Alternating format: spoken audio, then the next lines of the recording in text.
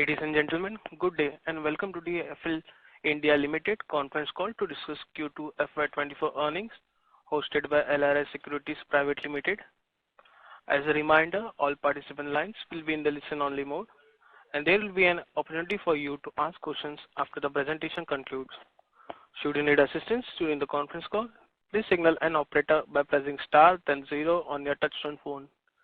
Please note that the conference is being recorded.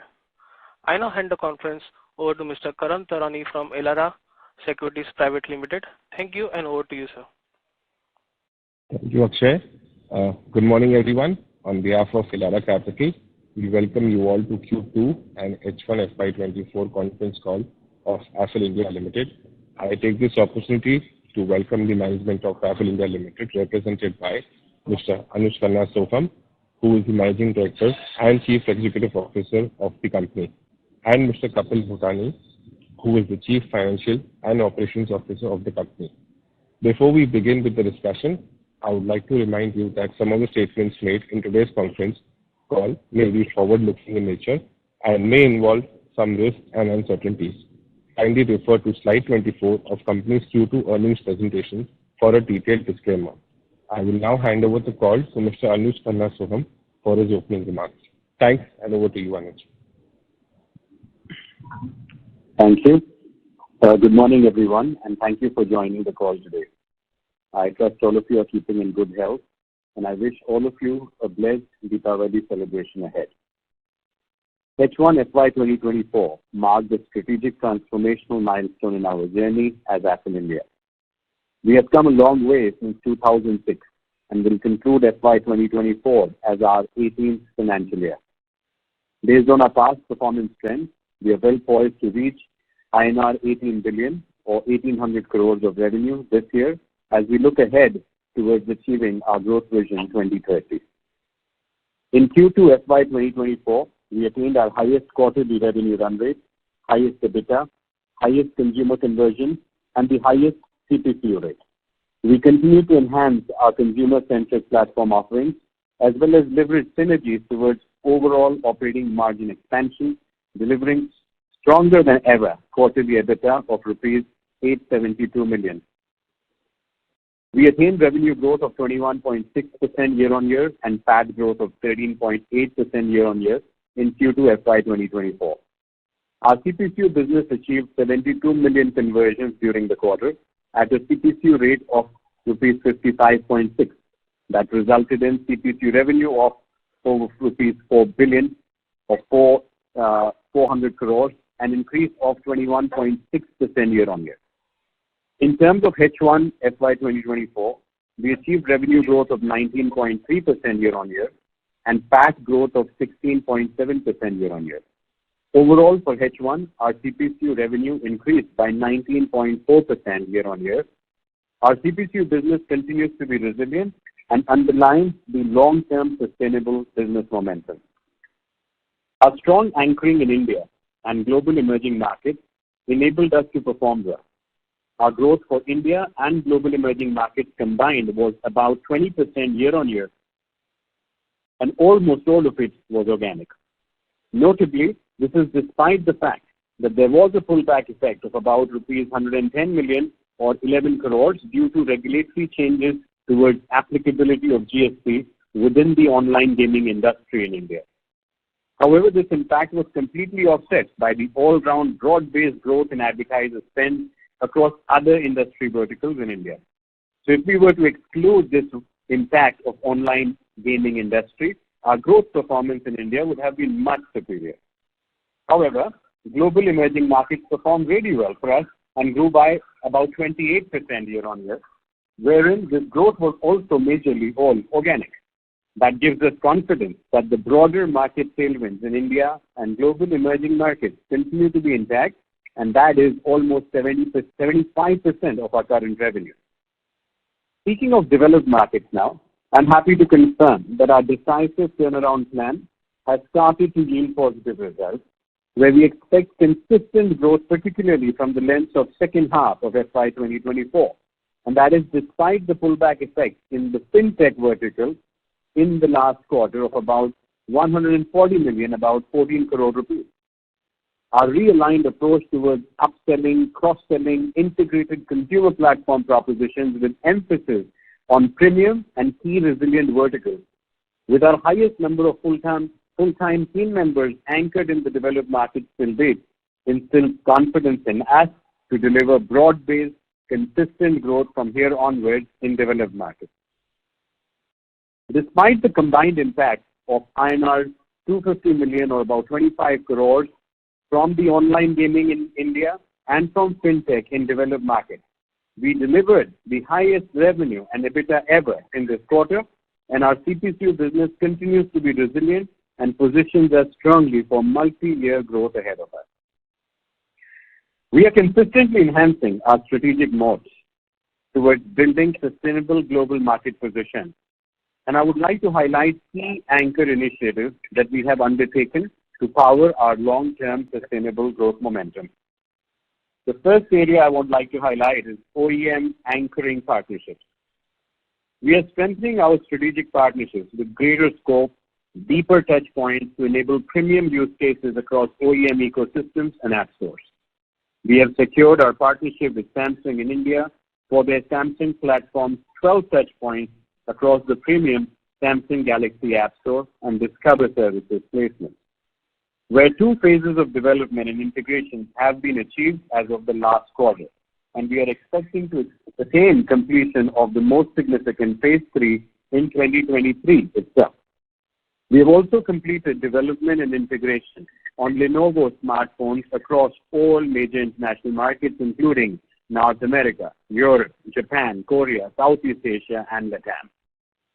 Next, anchoring Gen AI strategy.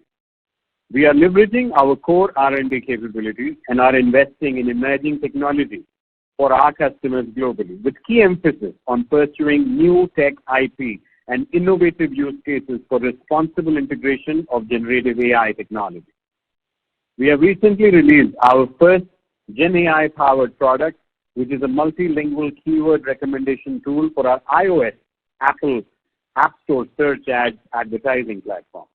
This will automate advertisers' play across search touchpoints to scale their iOS user acquisitions effectively on Apple App Store and engage vernacular audiences who search for apps in their native languages.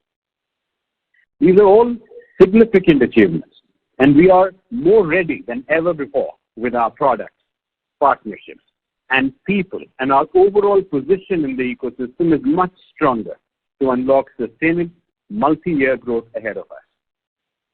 We also want to congratulate all our shareholders and investors for their trust and support has enabled the success in our ongoing strategic fundraise process. Affle India secured a commitment letter from Gamnet Private Limited, which is an entity of the Ministry of Finance, Government of Singapore, for their binding offer to invest rupees 7.49 billion or approximately $90 million in our company, and this will definitely strengthen our next 4 years of strategic growth initiatives.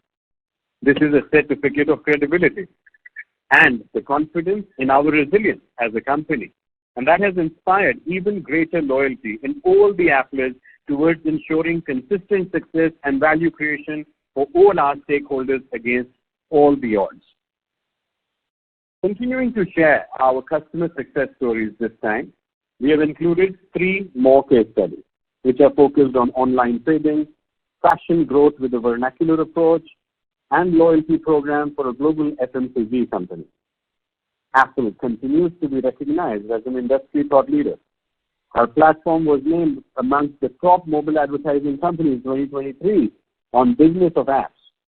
One of our platforms was recognized as a high performer at the Q2 Fall Report 2023, as well as won an award in the Connected TV category at Agency Reporters Front Benches 2023 Awards. Another platform was recognized as the best in data technology in E4M Real-Time Awards and won silver in programmatic category at MMA Smarty. With that, I now hand over our discussion to our CFO, Kapil Bhutani, to discuss the financials. Thank you. Over to you, Kapil. Thank you, Nish, and a very good morning to everyone on the call. Hope all of you are keeping safe and well. In Q2 financial year 24, the company reported revenue from operations of rupees 4,313 million, that is 431.3 crores, a growth of 21.6 year-on-year. We delivered a broad-based growth of about 20% YOY across global emerging markets, including India. Emerging markets continue to be in high growth momentum with strong operating profit performance.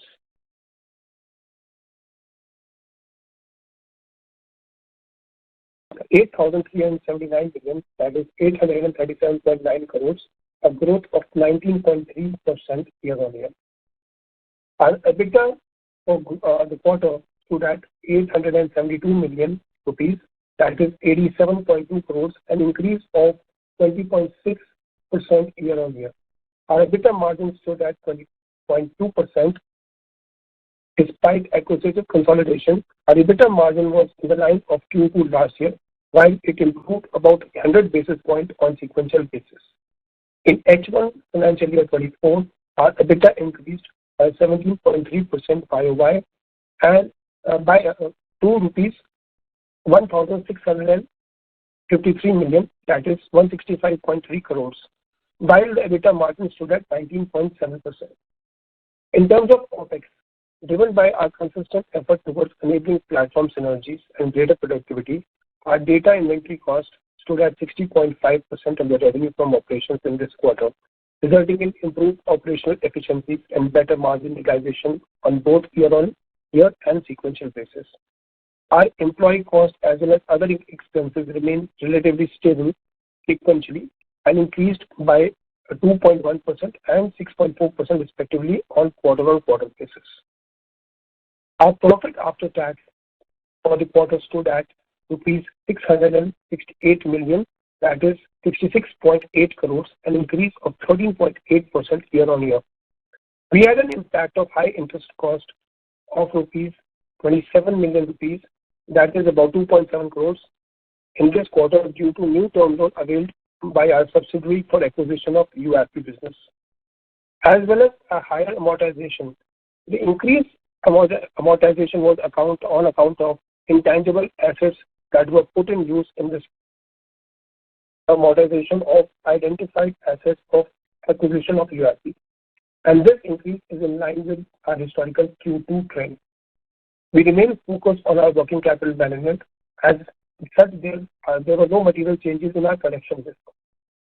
Our OCF, operating cash flow, for H1 stood at 989 million rupees, that is 98.9 crores, which is close to our target of 80% OCF to PAT ratio for H1.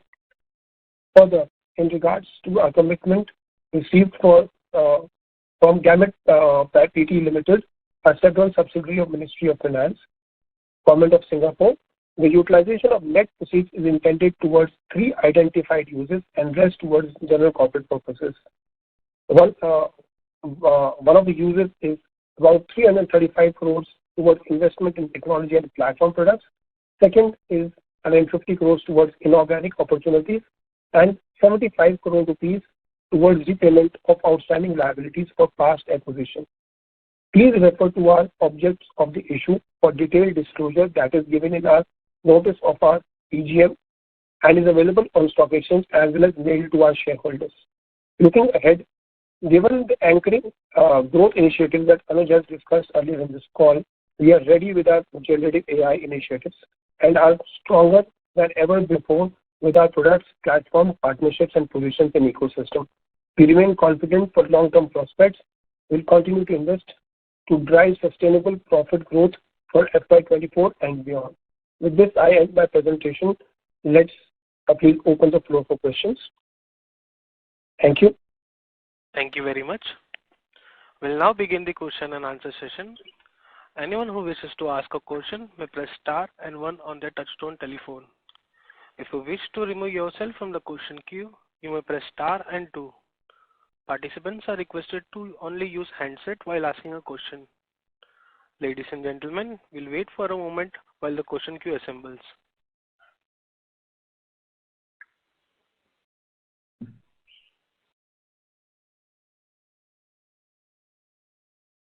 The first question is from the line of Karan Taurani from Elara Securities. Please go ahead. Hi. Hi, Anuj. So the question was pertaining to the India business. You mentioned clearly that the gaming vertical has led to a lower growth here. But what are the other verticals, that are kind of doing well or possibly, could see offsetting negative impact of the gaming vertical? That's one. And secondly, what is the normal case scenario for the India business in terms of growth over the next 2 to 3 quarters? Because historically, if you look at the growth, it's been, very good at, 20%, 20% plus kind of numbers. So should we assume that for the next 3 quarters, India business could be at mid-teens to low teens? Well, thanks for your question, Karan. Well, it is part of my detailed commentary that yes, the GST impact on the gaming industry in India, definitely has had a measurable impact, and we have quantified it as well. That about 11 crores or 110 million rupees worth of pullback effect has to be measured in that sense. And had we got that, I think or if we were to eliminate the impact of that and we just see non-gaming to non-gaming comparison, our growth has been very, very resilient. And that we are a broad-based company. We have over 10 industry verticals that we have already named for everyone. In the categories, we have GH, which includes entertainment, e-commerce, education tech, it includes fintech, food tech, FMCG. Gaming is just one of the categories, and then we of course have healthcare, hospitality, and so on. And a lot of these categories are having broad-based set of advertisers working with us, and this is where the strength of Affle is most clear, and it gives me a lot of confidence also, as well as a matter of pride, that we are broad-based sufficiently to be able to take the impact of even an 11 crore pullback in the gaming industry for us in the last quarter. But yet, if you see overall, India did really well to keep up, to neutralize that impact. And also global emerging markets, where we saw broad-based growth across all our industry verticals. Overall, across emerging markets, we were still able to achieve 20% growth year on year, mostly all organic, because of this broad-based risk-managed approach. Now, going forward, on a normalized scenario where there's no one-off event or surprise events in impacting, and because whenever there is any such surprise event, there will be a little bit of a hiccup until the industry finds its feet again. That particular segment of the industry finds its feet again and gets back into a certain predictable rhythm and pattern. Now, my long-term belief is and emphasis is very clear. We have a multi-year growth trend ahead of us, because in emerging markets like India and global emerging markets, the advertisers are under-calibrated on digital. I expect 50 to 60% of the ad spend to decisively go to digital in the next 3 to 4 years, and therefore we will see broad-based growth trend, and yes, we should calibrate it within that range, around 20%. Right, thanks. Very useful. The second question was around the international business. So, even excluding UAP, we have seen a better performance in the international business. But if you can give us some sense in terms of the US business, when is that standing? Because I think we're expecting some kind of a turnaround there as well. So what is the kind of growth rate there? What is the kind of traction there? Are things as per plan? And then on the other emerging nations apart from India. Sure. So, see, the way to see our business, and of course our reporting, since pre-IPO to now has been India International, but we have been adding more color and emphasis around. The way to see it is India, other global emerging markets, and then developed markets, because the behavior patterns of India and emerging markets globally seem to be a lot similar, and that's almost 75% of our business. And then roughly 25% is, let's say, developed markets, and in those developed markets, again, we have quantified it that barring one, first of all the internal, decisive steps that we have taken to turn around all the internal issues of the company, I think that has already been well rested, settled, and we are in a very positive spirit and momentum to go ahead and capture the growth that we deserve. In terms of our team, our people on the ground, I think the spirit and motivation, and I'm speaking, I've just come back, from a sales off side of our North America developed market focused team on, plans for how we continue to grow from here. The pipeline is strong, the spirit is strong. So I think all of those internal issues have been fully addressed now. In terms of the external issues, I think all the pipeline and the results of all the industry verticals that we are addressing in developed markets in the US are all doing well, except for the one that we again quantified for you in my commentary, where we talked about fintech. Because of the interest rates on loans being so high, I think there is a pullback effect in that in the last quarter itself, and we quantified it to be about 14 crores.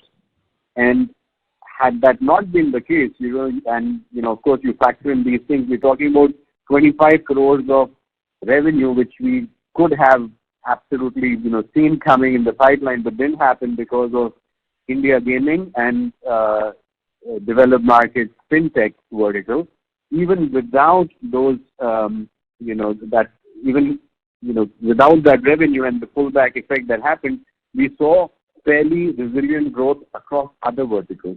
And gaming has been a positive vertical in developed markets for us, while of course in India that wasn't so positive in the last quarter. So I think developed markets wise, we have a lot of confidence right now that our team, our product, the way we are providing unique propositions on premium placements, even on Apple ecosystem, I think we have a very, very strong position. I would say I'm bullish today more than ever before in terms of our position in developed markets. And I say that with US, of course, as the anchor market, but also seeing it extend towards Europe as well as Japan. Thank you. That's it from my side. Thank you. The next question is from the line of Mayank from Enam AMC. Please go ahead. Mayank? Mayank? Yeah, hi. Am I audible? Yes, sir. Please go ahead. Yeah. Good morning. Thank you for taking my question. I was wondering what was the contribution from UAPI during the quarter? Because last quarter we had around 45 crores of contribution in 2 months of consolidation. If we just adjust for that in this quarter, means assuming equal contribution, so around 67 crores was from UAPI. And then the YOY growth rate, falls significantly to 2.5% YOY. And the two main sources of impact that you quantified were 11 crores from emerging markets and 14 crores from developed markets. So, am I on the right track? Is this right? On the UIP, it is not very sequential, as Anuj mentioned that we are onto integration part. So there is somewhat of consolidation of revenue on the UIP side, and it cannot be seen and consolidated on a linear way as for the last quarter. Okay. So, sir, if we even if we you're largely on the dip. Yes. Yeah. So even if we adjust for that, so you're doing the math largely correctly, and the way to look at it is that most of the contribution from UIP is obviously towards developed markets. Now, in the developed markets, we have seen a combined effect that yes, we are stronger than ever before. But the fact that we did quantify that about 14 crores in fintech category was a pullback effect in the last quarter. Now, if we take that into the overall account of what we said, so again, the way you have to look at our business is saying India and emerging markets is largely organic growth, and that together is 20%. Then in developed markets, there is a pullback effect as well, and there is an add up to the fact that you have UAP added for 1 additional month, and when you do the math of that, therefore you see developed markets, there is a growth of approximately 10 odd crores or 10 to 11 crores, because you see an addition of, you see a minus of 14, but you see an addition of around 20 plus crores for the additional month of UAP. And that's how, because I know you're slicing and dicing it that way, what I would just encourage you to look at it is, and also tie it up with my commentary, is India, global emerging markets, and then that 20% year-on-year growth. So what happened in developed markets? There is a pullback effect. That's about 14 crores. Then there is an addition of UAP. So I think that's how you look at the math. But, sometimes over-analysis doesn't give you the essence of the business. And the essence of the business is that India and global emerging markets have very strong continuous tailwinds. And in developed markets, together with UAP, now we have revived our position to be in a situation where we can look at consistent, growth going forward. And I think that is a very important turnaround that we wanted to achieve within this year. And I think in the last quarter, we will see decisive and very clear numbers, anchoring what I'm saying right now in words. Sure. And Anuj, in the beginning, in the commentary, you mentioned about some partnership with Samsung. Sorry, I missed that. Could you repeat that, please? Absolutely. So with Samsung in India, I mentioned, and I'm just quoting what I was saying earlier, largely the same words that I've said before. So our partnership is with Samsung in India for their Samsung platform, which has 12 touch points across and including the premium Samsung Galaxy App Store and Discover services, where we have already completed 2 phases of development and integrations with their technology and our technology. And we have also achieved, absolute clarity that within this quarter, before the end of 2023, we will have the phase 3, which is the most significant phase, completely integrated and hopefully fully rolled out. Sure. Thank you. I have a few questions. I'll round up again in the queue. Thank you. Thank you. The next question is from the line of Aditya Chandrasekhar from UBS. Please go ahead. Yeah, hi. Good morning. Just a couple of questions from my side. So on the CPCU rate, we have almost come to around 56 rupees this quarter. You had previously said that the range would be, say, between 55 to 58 for the year. Just wanted to check if you think that we can kind of hit this upper end of this range or even exceed it. And going forward ahead into FY25, etc., how do you see this growth in CPCU rates? Is there a kind of theoretical cap at which it stops growing? That's my first question. And second question, I just wanted to kind of get an update on the connected TV space. I think you had mentioned it last quarter, just to get a sense of how it is on the ground and what's the kind of outlook for this space. Thank you. Aditya, thank you for the very important question. I think your question about CPCU and the pricing band of CPCU between 55 to 58 rupees and whether we will hit the upper end of the band is an important question, but not so much from a quantitative lens, but from a qualitative aspect.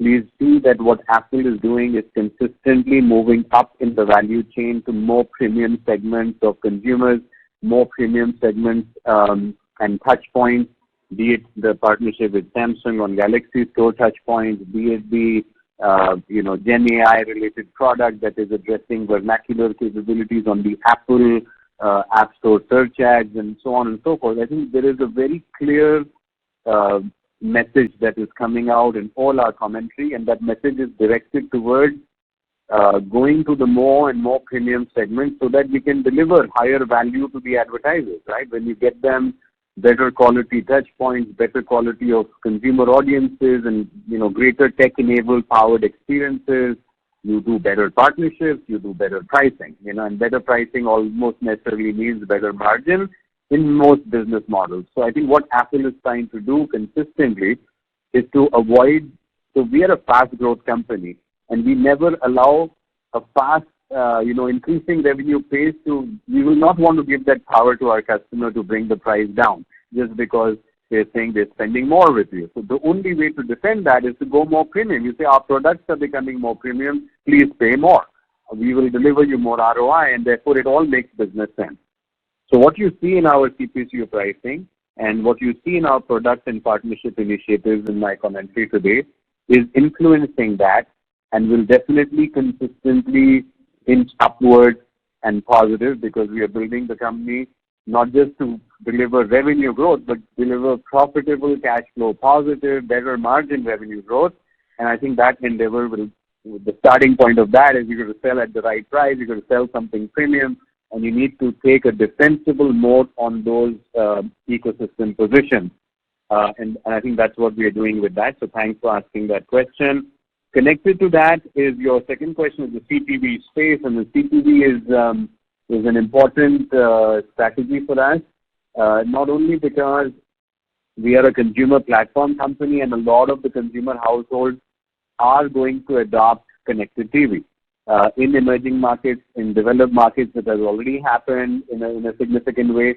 So you will see more and more connected TV as one of the influencing touch points for the consumer. So you will have smartphone devices in your home, you will have tablets in your home, you will have connected TV in your home. And how can we create an integrated consumer experience to drive conversion for the advertisers? And that's our endeavor. So connected TV product has been ready. Household sync, which is an important enabler for how connected TV would connect to other connected devices in the household, is also something that we've been out with the market. And we have been consistently educating and building thought leadership across emerging markets with our customers. So we are seeing positive traction. However, when a user converts for an advertiser, it would necessarily always be with some element of, okay, there was a touch point on mobile, there was a touch point on connected TV, and it has to work in conjunction. So it should not be, in our opinion, technology-wise, product-wise, proposition-wise, we don't want to segment it out, but we want to say it's the end-to-end consumer platform where you can connect with the consumer on one additional touch point, which is connected TV. And may that play a positive role in the consumer conversion that we deliver to the advertiser. I hope that answers your question. Got it. Very helpful. Thanks a lot. Thank you. The next question is from the line of Arun Prasad from Avendus Spark. Please go ahead. Thanks for the opportunity. Good morning, Anuj and Kapil.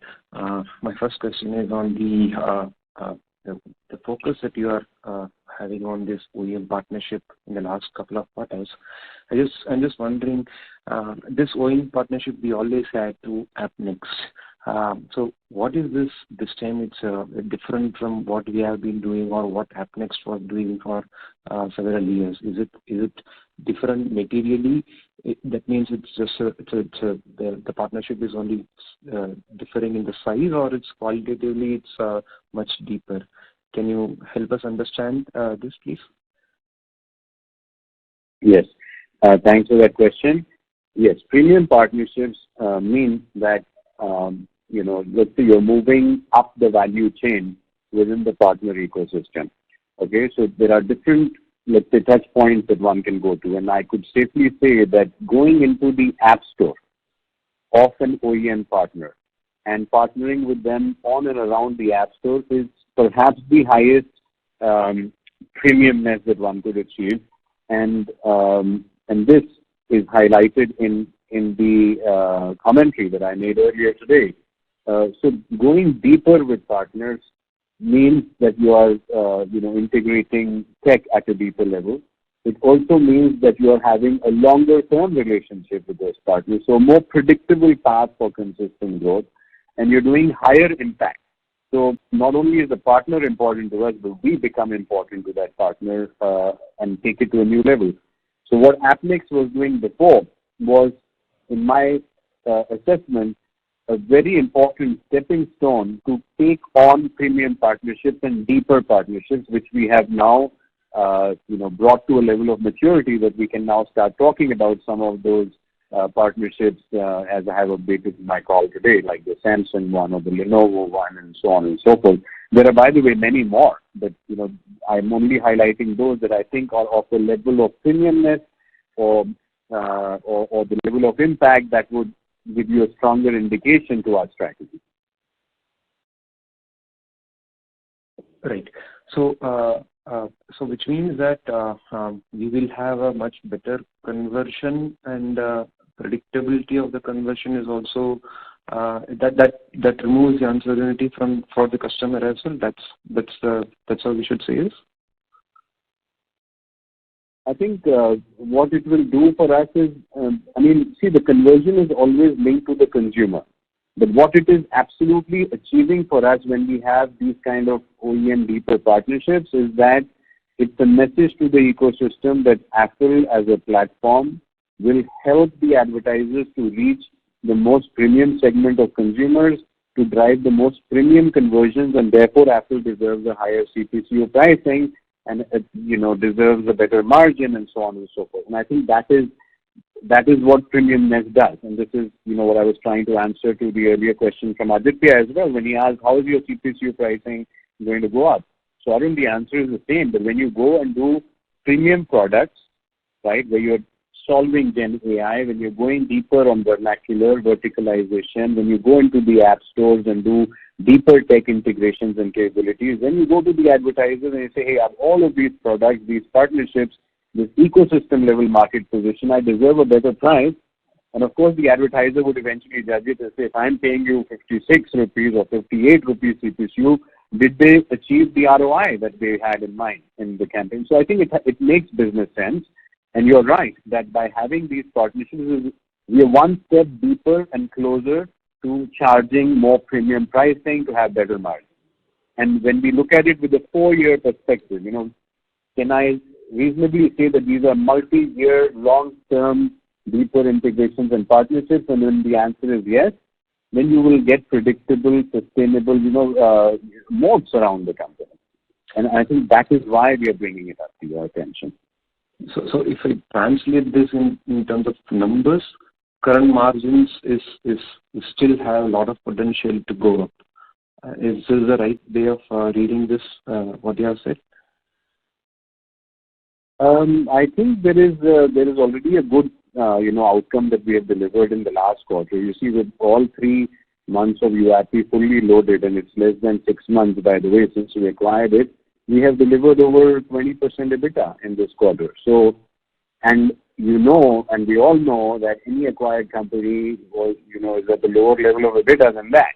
So that means minus that, the business is already, on an organic basis, is in a healthier zone of, much above 21-22%. And I think that is where, we are constantly striving.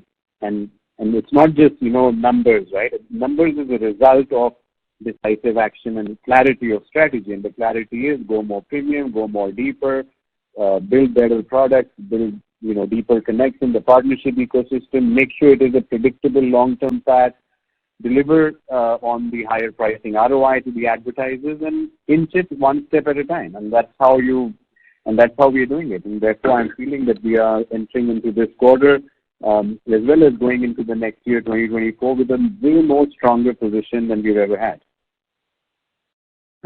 Just to add to what Anuj said, you should look at it from the lens of sustainability and growth rather than from looking at the margin, is what will I say. This discourse is to bring out the sustainability and the growth potential of the company. Understood. Right. My second question is on the capital allocation. I understand that recently your stock exchange filing indicates some broad contours of how you will be using the 750 crores which is coming in. But if you look at it, we had a cash balance more than 500 crores before this.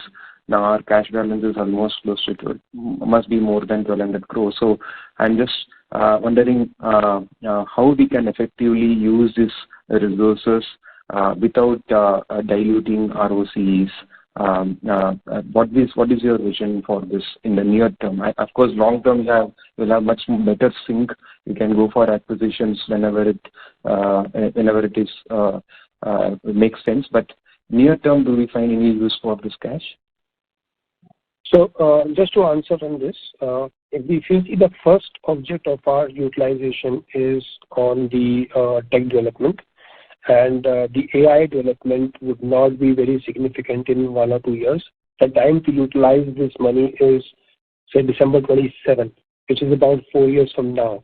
So ROCs, adjusted ROC or ROCE will not get impacted till we have delivered and consumed the amount mentioned in the object clause for the purpose of innovative tech developments, right? So the impact is going to be very smaller as we will remain large on cash balances for the period of the development of over 4 years. Okay, all right, Kapil. Thanks. All the best. Thank you. The next question is from the line of Ankur Baheti from JP Morgan. Please go ahead. Hi, my question is regarding the digital ad market dynamics in India. It's a fact that it continues to remain healthy, but there are ad publishers like Truecaller, Daily Hunt, ShareChat, which has seen year-on-year decline or slowdown in ad revenues in 2023, largely driven by falling CPM, while ad impression growth and other variables continues to remain strong. So I wanted to know that which pockets in the market are underperforming and seeing weaker growth momentum, and what's driving the low CPM in such pockets of the market? Thanks, Ankur, for that question. And see, I've been in this business for over 18 years, and I have mentioned this for over the last 5 years to public market investors since we were in the roadshow of the IPO, that the only way, and I say it again to our industry as well, the only way that in emerging markets that one could run a 20+% or 25% EBITDA company is not by selling the commodity of impressions on CPM pricing. That business is too commoditized because you're selling, in India alone, we have 650 million smartphone users who on an average are per capita usage of, time usage of or data usage of internet on smartphone devices in India would be one of the highest in the world. So the number of impressions that are getting generated on all of these kind of ads is an ocean of those impressions. Now, the impression itself of the fact that people are using their smartphone devices and generating impressions is not where the value lies. The value lies is in when you jump into that ocean of impressions, jumping deep with unique equipment like the DMP, the MFAS, the deeper connects with the OEM ecosystem, deeper products with vernacular verticalization in there, and then you find those pearls of conversion where the user has actually converted or delivered an ROI to the advertiser. When you bring that out, then you charge a pricing of increasing CPCU rate of 56 rupees or so on to make a 20% EBITDA into this quarter. That is how the business is differentiated. Now, we are a buyer of impressions. We are a buyer of impressions from a lot of the publishers. So we know that what is happening. Of course, it's a demand and supply economics. There's way more impressions and consumer adoption of digital today than the advertiser has shifted their budgets to digital. In emerging markets, the total ad spend versus total digital ad spend ratio still has a lot of catching up to do, but the consumer has gone into digital big time. So there is a lot more impressions than the budget to buy those impressions. So in terms of demand and supply, the impression would go down. And as intelligence becomes more consumer oriented, then the value of each particular placement is, let's say, not as important. Now, if I can get you converted to a particular advertiser on a less premium placement, then I will find a way to do that, right? So because that's where optimization comes in, and algorithms, AI, machine learning, all of that is working to achieve that. So I wouldn't look into this data point with nervousness. I would look at it with deeper understanding that yes, there is a lot of digital consumption from consumers. There's a lot more ad spend coming from the advertisers into the ecosystem. With the right business model, there is a good amount of consistent money to be made. And I think Affle has been doing it for more than almost a decade. I mean, I do not know of any other ad tech company that is focused 75% on emerging markets and is consistently cash flow positive for more than a decade. And I think that's to do with the fact that we saw it this way. So you have to sell something more higher value take more risk, sell something higher value, and run a system which is differentiated. And that is why you can be sure that Affle will defend its pricing and will continue to charge more and inch upwards a step at a time to deliver better margins. Thanks. Thank you. The next question is from the line of Animesh Yadav from Purratna Investment Advisor. Please go ahead. Hi, thanks for the opportunity and good set of numbers. So, first question: a few quarters back, you shared with us that you have outlined a clear and a concise action plan, and you expected that to turn around from Q2 onwards. So, how do you see that? Is it on track? And has Q2 numbers come up in terms of your expectation, or is there any setback which you see? Secondly, if you can share and guide us in terms of how do you expect that to reflect in terms of the measurable outcomes for Q3 and Q4 from that. Thanks for your question, sir. In our commentary, I think we have already answered almost all of your questions. But let's put it this way. In Q1, which was in May 2023, I announced that we had to do an emergency operation on our developed markets, internal operation on our teams. And that was a decisive action plan, which is not for the faint-hearted. Okay? And we took that head on. We talked about it very clearly.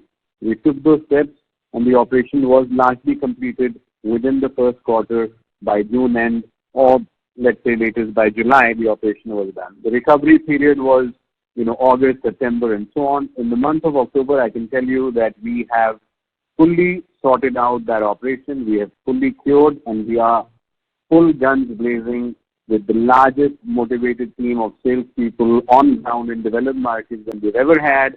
And our products, our partnerships, I think we have got a much stronger position than ever before in developed markets, and therefore I'm confident that we will deliver consistent, dependable growth in developed markets from here onwards. Okay, of course we cannot change the macroeconomic factors, but what we can do is have health strategies to cope with it, like we have across different verticals in India and global emerging markets. Similarly, in developed markets, we have the same broad-based cross-industry verticals growth strategy. So yes, last quarter, FinTech had a pullback. We could quantify it. And we had a pullback in India, and gaming will quantify it. And yet, deliver dependable, sensible, bottom line sensible results. And I think we'll be fine. I'm taking into account that internal issues are fully sorted out, and we are out there to achieve our highest potential.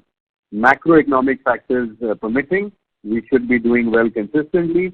If there is any particular industry vertical where there is any pullback effect, we will keep this transparency of quantifying it, bringing it back to you, and keeping it measurable, but at the same time building the trust that, hey, we have a broad-based growth coming in the company, and we will not see setbacks, one-off setbacks here and there. Those are just hiccups in the journey, which any mature company should be able to deal with, and I think Affle is certainly dealing with it gracefully, and we're going to continue to deliver growth. Got it. Thank you. It was helpful. Sorry, I joined late, so that's why I missed it. Just a follow-up to Kapil. The other expenses look to be a bit high this quarter. So anything specific out of that, or like it is it is in line in terms of your expectation? It is in line with our expectation. The amount which is added is more coming from the acquisition of URP. And this is a period where we invest on marketing activity as the festive season. So we invest more in Q2 in the road shows and other things. So this is in line with our expectation. Nothing exceptional. Got it. Thank you. That's from you. The next question is from the line of Swapnil from GMFFL. Please go ahead. Hey, hi. Thanks for the opportunity. Couple of questions. First, a clarification. You mentioned that there was a hit of around 11 crores because of the GST changes that happened in the gaming industry. Now, I just wanted to understand were these changes, the 11 crore impact that you mentioned, was that for the entire quarter, or that was from the time that the GST notification came in? So I'll take this question, Anuj. This change came in July, and the behavior of the clients changed immediately because they wanted to figure out what could happen, because 28% cutting out from the amount deposited by them had a significant bearing. So everybody was recalibrating their strategies and waiting for 1st October to come in where it will kick in. So the impact was in Q2. We will see how much it gets eased out in Q3, and we are yet to see a significant change in the behavior at the moment. So we are in close touch with the clients to see how it impacts Q3 or Q4 going forward. Okay, that's helpful. And second question is with respect to your developed markets trends, right?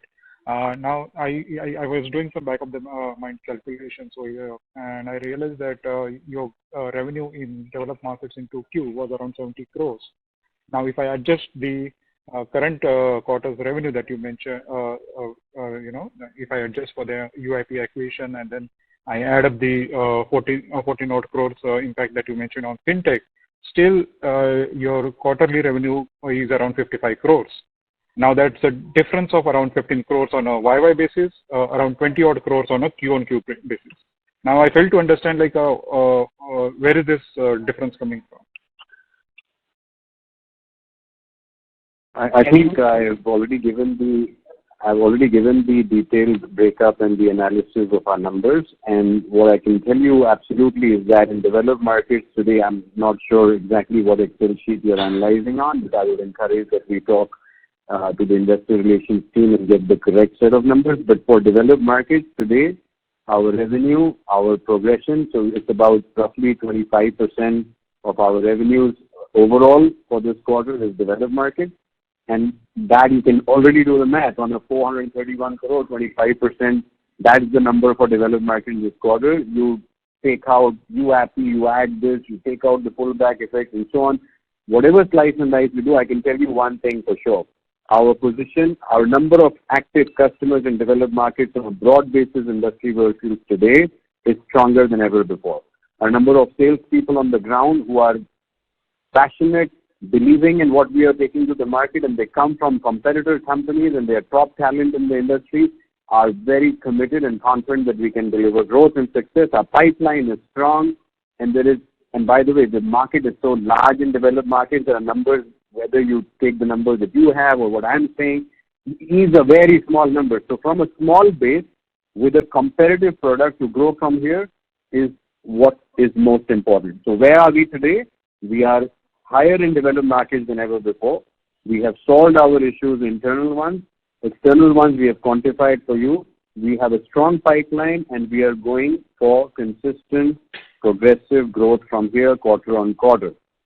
And on a small base in a large market with a differentiated position and with an inspired team and with the leadership that I was directly talking to you about it right now today, we are directly on the ground making it happen. So I can tell you that is the reality on the ground. We can keep doing the slice and dice of the past, and it's super important to do that, and I've tried my best to give that to you in the commentary today. Sure, Anuj.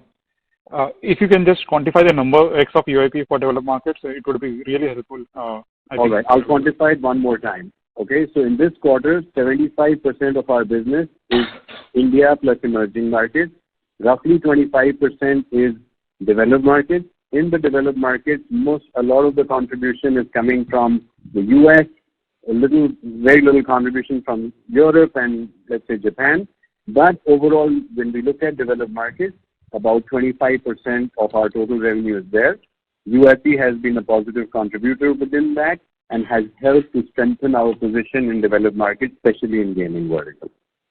In terms of fintech, we have already mentioned that why in developed markets, especially in US, there was a pullback effect, and we have quantified that to be 14 crores. So these are the numbers, and this is all in my commentary, proactively disclosed, and we can do all the analysis on the past. But what's most important is where are we today? and what does it mean going forward. And I think we have given you some deep insights on that as well. Sure. Thank you. Thank you. Thanks, Swapnil. Appreciate your question. The next question is from the line of Rahul Jain from Dolat Capital. Please go ahead. Yeah, hi. Hope I'm audible.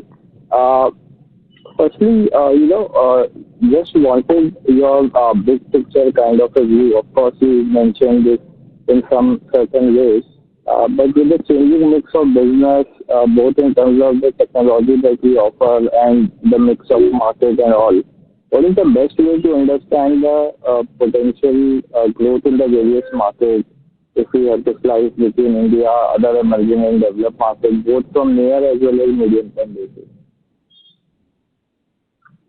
See, our long-term growth trends, I will anchor deeply on that. And, had we not been, consistent about our growth vision for 2030, we would have not taken some of those actions that we have always talked about.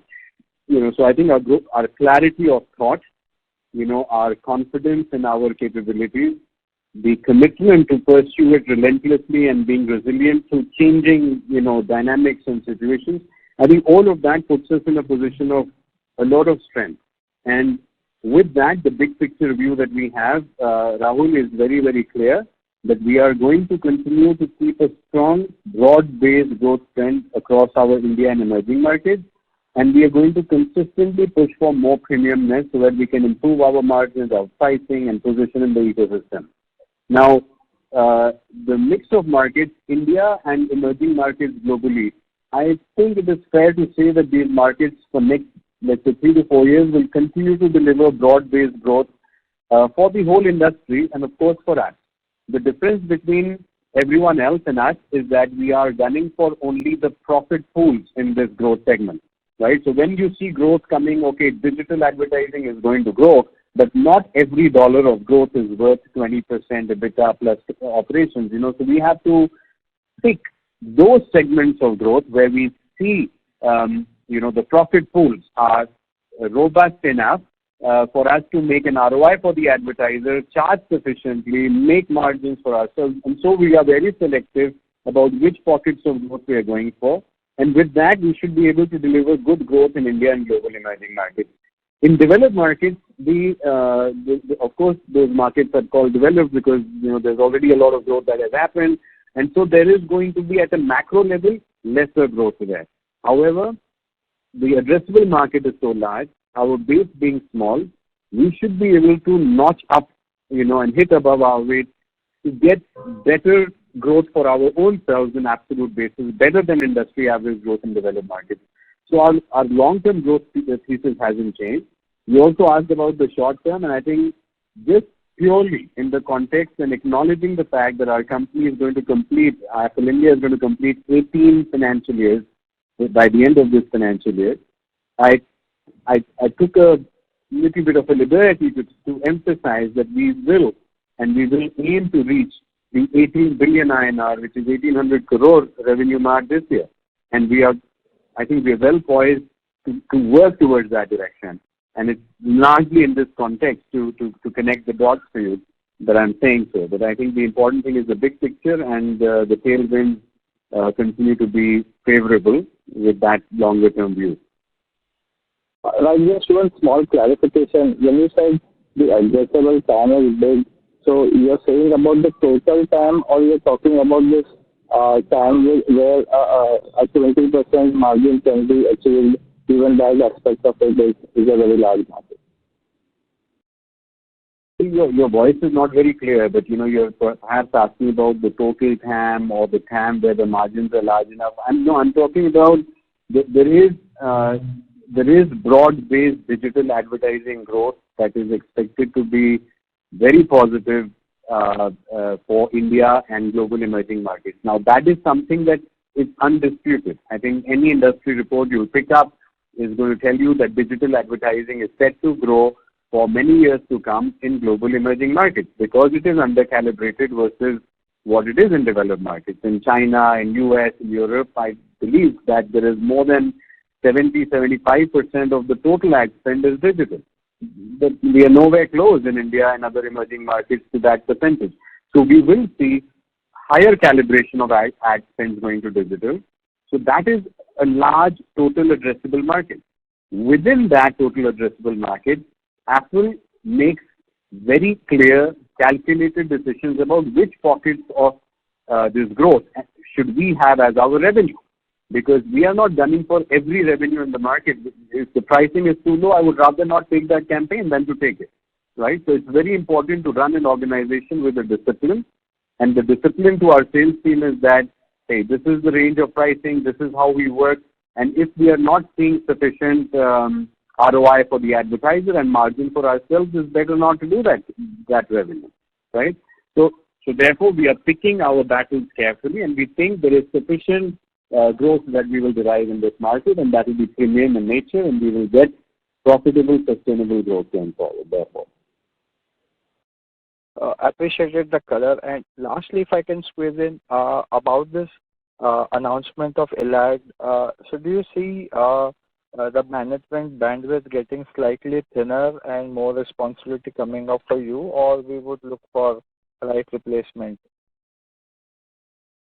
No, I think I don't see that to be the case. Whenever we acquire a company, there will always be, a clear transition that must happen. When we did the acquisitions post our IPO, this was COVID times. And because it was COVID times, we maintained the structure of the deal in such a way where we took a 3-year view to the full transition, integration, and getting the acquired assets to the level of unit economics that we wanted them to come to. Now, since that has been achieved in some of those acquired assets, it's time for complete transition and so on. So I think a large move is expected, and it has happened honorably, it has happened effortlessly, and it's the right thing to happen.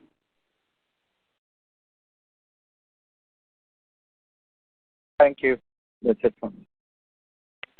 Thank you. Next question is from the line of Omkar from Tree Investment. Please go ahead. Yes, good morning. My question was regarding, if you look at your results, you have given the segregation of segmental revenue, India and outside India.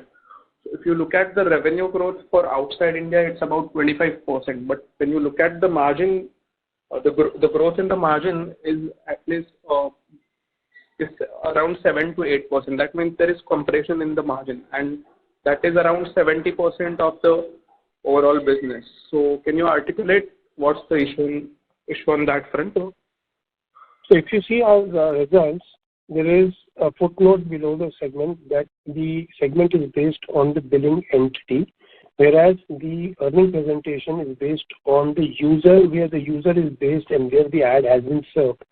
So those data are not comparable, right? So this data is given in the earning presentation for better understanding of geographically where the consumer is and how the market in that geography is responding.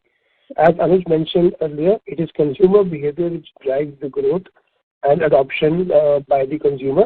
So that is why we give a different set of numbers based on the location of the ad, where it was served, and where the consumer is located. And that is why the reporting on the geographical information on the result sheet would always be a little different. In India also, in standalone India, we would deliver certain ads which are outside India, so that will move to the other geographies. So they are not comparable numbers. Please see the footnote of the segment. Yeah, okay. So, but if you look at the margins within India and outside of India, excluding the developed markets, what kind of margins are this comparable to India? So the margin definitely would be higher in the international markets, as we have been stating that the CPC pricing is higher in the international markets as compared to India. The unit economics in India is much more tougher than the developed market and other markets, right? So if you see our DRHP, you will see the CPC rate multiples. For that, we have not been giving it. but you can get an idea from the old records available publicly. You will be able to understand better that the India is the most toughest unit economics geography to operate in. Okay, the second question is on the growth of CPCU. Even though your conversion rate the growth in the conversion rate has fallen down, the pricing has improved. So is that going to be the strategy going forward? I think the strategy is going to be that we must maximize the growth as well as the pricing. By I don't see that it has to be one or the other. I think both have to grow. We're going to drive for more conversions. We're going to drive for more pricing as well. And I think both of these factors are very strong, defensible moats of the company. The ability to drive conversion, the ability to find those consumers that are going to be doing the necessary conversions, the premium placements, partnerships, touch points across mobile as well as connected TV and so on.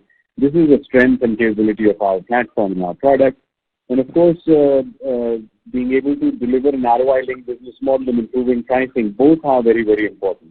I wouldn't say that that we should go by one particular year or a few quarters of trend, because this year has been slightly different from our usual pattern of growth, right? We saw pullbacks of various kinds, internal issues related to jams, external macroeconomic factors related to certain verticals and certain markets at different times. So this year was a complex year in that sense.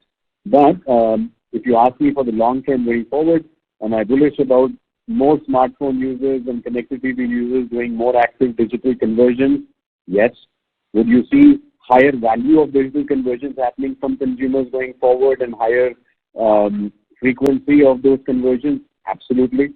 And so given those factors, I'm pretty confident that the number of conversions should continue to rise and should keep up with the long-term growth trends. And on pricing, I think I've answered it a few times on this call today. Okay, the last question is Omkar sir, can you get back in the queue? Clearly, what would be...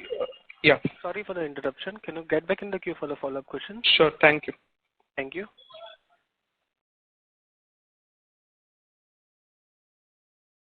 Ladies and gentlemen, that was the last question for today. I now hand the conference over to management for closing comments. All right. Thank you so much for your very interesting questions, especially related to the strategies of the company going forward. I'm very confident that our company is in a better position today than ever before. And as an 18-year-old, as a young corporate adult, Affle is, definitely been brought up very well. And I'm very optimistic about how we will shape up going forward in, many years to come. I would look forward to, the upcoming EGM. For those of you already shareholders in the company, please participate. Give us your participation and support.